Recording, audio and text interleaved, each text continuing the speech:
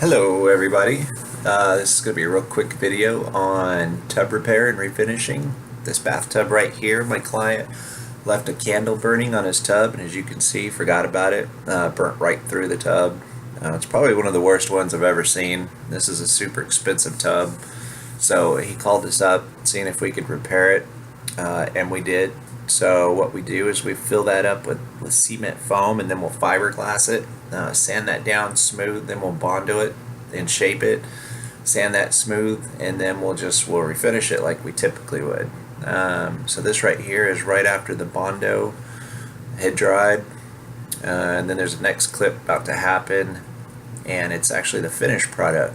So everything's good. Tub's almost looks brand new again. It's nice and shiny and pretty. Mom and Dad won't know that he almost destroyed their house, and again, Tru-Design came to save the day. So I hope you liked the video, and we'll see you real soon. I appreciate it. Thank you very much.